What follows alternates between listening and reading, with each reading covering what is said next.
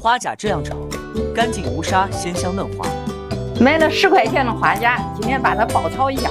锅里撒盐，倒里花甲，来点油，加水，吐沙15分钟。空锅倒花甲，1勺料酒，这个葱姜蒜和小米辣，花甲倒，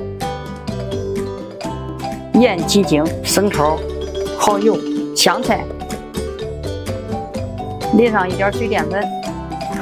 好了，出锅，关火。10块钱的花甲，看炒多大一盘。